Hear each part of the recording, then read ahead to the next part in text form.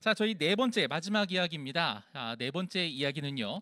유튜브라는 플랫폼 안에서 혹은 다른 어떤 SNS 플랫폼 안에서는 항상 재미라는 가치가 가장 중심이 되는 것 같습니다. 의미는 그 다음에 가치로 자리 잡고 있는 게 어떻게 보면 참 냉엄한 현실이기도 하죠. 일단 재미를 주지 못하면 선택받지 못한다는 이 현실. 우리는 이 재미라는 가치를 어떻게 받아들여야 할지, 그리고 또 어떻게 바라보아야 하고 어떻게 만들어내야 할지에 대해서도 이야기를 나눠보면 좋을 것 같습니다. 대학 내일의 김영훈 대표님께서 함께 해주실 거고요. 동상이몽 시작은 급 재미입니다 라는 주제로 함께 말씀 나눠주시겠습니다. 예, 반갑습니다. 우선 제가 이 마스크로 제 얼굴을 크게 가릴 수 있어서 시청자 여러분들이 되게 불편함 없이 시청하실 수 있을 것 같습니다. 자, 재미보다 제목이 국민입니다. 재미보다 국민. 왜 재미보다 국민이라고 그랬을까요? 그러니까 재미가 우선이 아니고 정책 홍보는 어쨌든 정책 수혜자가 이렇게 우선이라는 생각을 가지고 접근을 해야 될 것 같은데, 어쨌든 이 공무원 분들께서 너무 이제 성과에 대한 압박을 많이 받으시니까 일단 재미에 많이 쏠려서 이 본질을 잃게 되는 이런 경우가 많은 것 같아요. 예, 그런 것들을 찬찬히 같이 이제 조금 들여다보는 시간을 좀 가졌으면 좋겠습니다.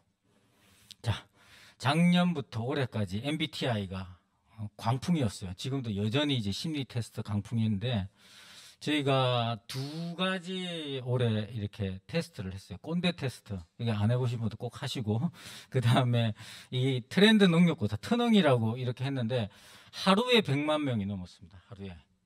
하루에 100만 명이 넘고, 지금 이제 180만 명 가까이 이렇게 하고 있는데요.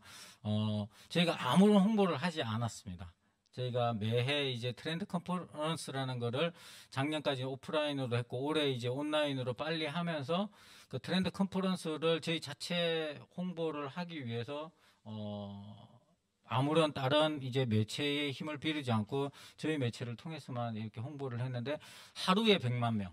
그래서 지금 디지털 시대에는 어쨌든 확산 속도가 거의 0에 수렴한다고 보시면 될 것 같아요. 근데 이렇게 영에 수렴하게 되게끔 했던 게 어쨌든 일단 재미가 있었고, 그 다음에 공감이 갔고, 그렇기 때문에 그거를 자기 채널을 통해서 또 공유를 하고 싶었고, 이런 모델이었거든요. 근데 이거가 하고 난 뒤에 많은 정부 부처에서 요청이 왔었어요. 굉장히 지금 한 15개 정도 이런 걸 하고 싶다고 요청이 왔는데, 저희가 정중하게 거절을 한 건들이 몇 건 있습니다. 구체적으로 여기서 밝힐 수는 없겠지만, 거기는 재미라는 코드를 넣으면 안 되는 건데 이게 반응이 있으니까 이걸 꼭 하고 싶다, 이렇게 요청해 오신 분들이 많아서 이거는 저희가 생각을 할 때는 이거는 재미 코드를 삽입을 하면 안 된다, 이렇게 말씀을 드렸었습니다. 그렇죠. 그러니까 모든 정책이 재미가 있는 건 아니잖아요. 그래서 인사혁신처에서도 원래 평소의 캐릭터는 그런 거죠. 자기다움을 추구하는 캐릭터죠. 자기다움을 추구하는 캐릭터에, 그러니까 따라함으로 이제 네티즌들한테 젊은 사람들한테 엄청나게 이 그 인사혁신처가 욕을 먹었던 거죠. 그러니까 인기 많고 재미가 있으니까 우리도 따라 해보려고 했던 그 과도함 때문에 굉장히 많이 곤욕을 치렀던 사건이거든요. 그래서 재미도 중요하지만 재미 말고 첫 번째도 수요자, 정책 수요자, 두 번째도 수요자, 셋째도 수요자라는 키워드로 처음 이야기를 해보겠습니다. 자, 이 두 가지가 이제 우리 LH 행복주택 홍보 내용입니다. 앞에 있는 거는 보통 이 보도자료를 저희가 뿌리죠. 보도자료를 뿌려서 모든 언론에 똑같이 이렇게 난 거였어요. 근데 이게 청년들이 봤었을 때 나한테 어떤 혜택이 있지, 20, 30%, 20, 40%싼 건 알겠는데 그럼 어떤 기준으로 싼지 모르잖아요. 그래서 저희가 컨텐츠를 저렇게 만들어서 올렸었어요. 월세 74,000원인데 자취하실래요? 그러니까 엄청나게 반응이 있었던 거죠. 그러니까 수혜자를 생각하지 않고 여전히 생산자 중심의 생각을 많이 하고 있는 거죠. 그게 이제 채널 독과점 시대, 저희가 채널 독과점 시대에 레거시 미디어가 주요한 미디어였을 때는 이렇게 해도 크게 욕도 안 먹고 어느 정도 홍보 효과를 달성할 수 있는데 지금은 채널 평등권 시대라는 거죠. 그러면 저런 식으로 미디어에 똑같이 이렇게 뿌린다라고 해서 수혜자들한테 다가갈 거라고 생각하는 거는 굉장히 안이한 생각일 수 있다라는 거죠. 그래서 수혜자는 이 정책에서 어떤 포인트에 반응을 하느냐 이런 거죠.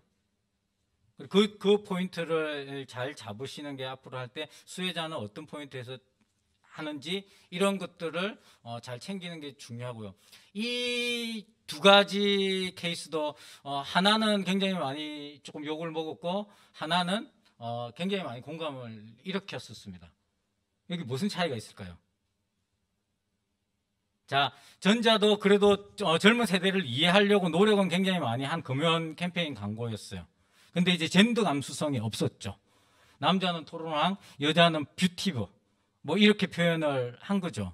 근데 경찰청에서 만들 때 개정안에는 바지도 입고 눈썹도 빼고 귀도 드러내고 이러는 디테일에 굉장히 반응을 많이 하는 거죠.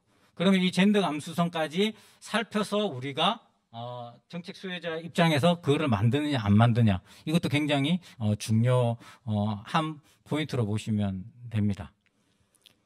그 다음에 보면 굉장히 핫했죠. 불과 근데 문광부가 3개월 전에는 워크맨의 문광부가 하는 일 이렇게 소개하는 거 했다가 엄청나게 많이 욕을 먹었습니다.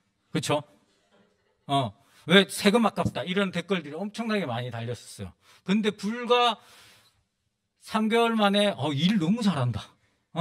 이렇게 극단적으로 바뀐 케이스가 이번에 이 세 가지 영상이죠. 외국인들도 반응이 장난이 아닌 거죠.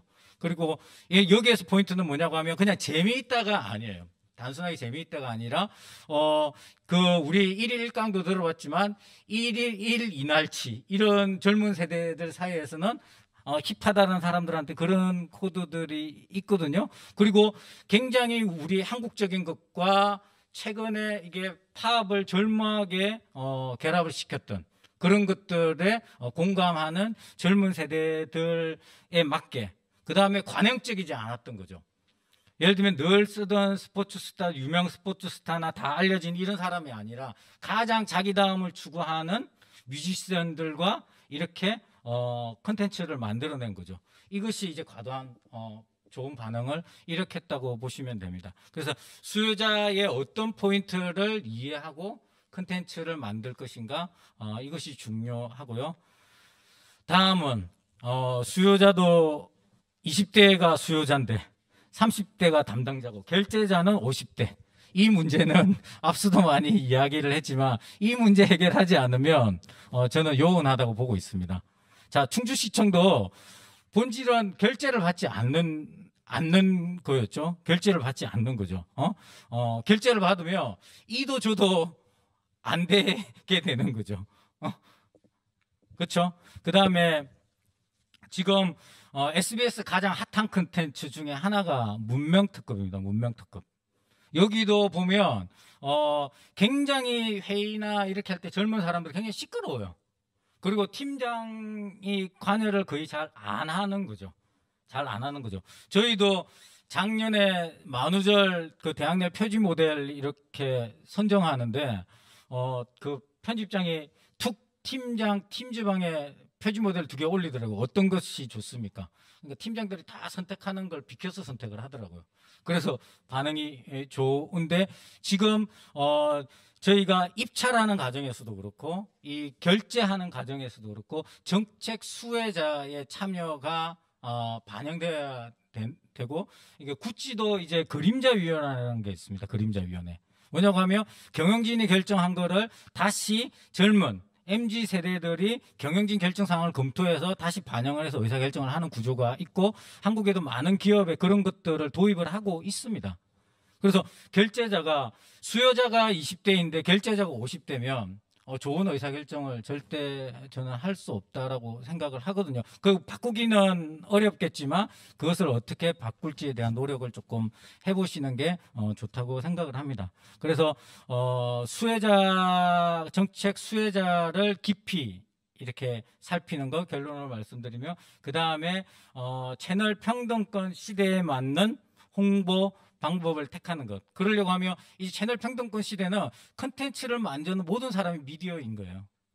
그렇죠? 그렇게 홍보 컨텐츠를 만드는 모든 사람들이 미디어이기 때문에 채널을 살피기도 하고 콘텐츠를 살피기도 하고 어떤 거는 기존 미디어보다 더 영향력이 있는 개인들이 많기 때문에 그거를 잘 살펴서 이렇게 홍보 전략을 수립하는 것도 중요하고 의사결정을 하실 때 그리고 정부가 예를 들면 입찰을 하실 때 청년 정책을 결정을 하는데 그러니까 그 50대 분들만 앉아 있으면 그 의사결정이 잘 안 될 거잖아요. 입찰을 심사를 한다고 잘 안 될 거고 그런 부분들을 어떻게 조금 조정을 할 것인지 정부 당국에 계신 분들이 고민을 조금 많이 하시면 조금 더 노력한 만큼의 결과가 조금 이어지지 않을까 이렇게 생각을 합니다. 이상 제 발제는 마치도록 하겠습니다. 감사합니다. 네, 감사합니다. 김여운 대표님의 이야기로 함께 꾸며봤고요. 지금 뭐 댓글에 막내 분들이 굉장히 지금 막 굉장히 환호를 하고 계십니다. 아, 이거다, 정말 이거다. 우리 과장님, 팀장님이 선택 안 하고 우리가 했으면 좋겠다. 이런 얘기들이 굉장히 많았고요.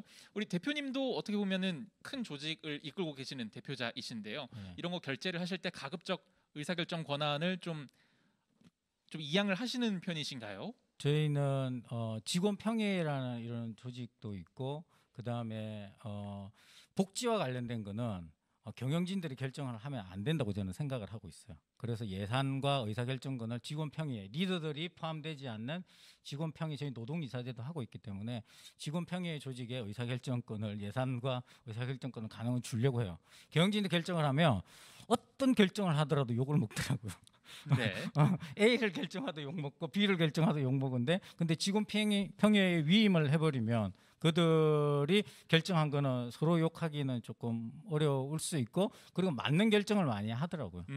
네. 그래서 그렇게 조금 넘기는 걸 조금 하고 있습니다. 네네. 댓글에 그 팀장님이 몇 분 계시는데 지금 굉장히 이 지금 환경을 불편하게 보고 계시는 분들 약간 있거든요. 지금 화가 많이 나셨습니다. 지금. 그래요? 네, 50대도 청년을 거친 사람들이다. 네. 저도 50대입니다. 참고로. 네네네. 딱 50입니다.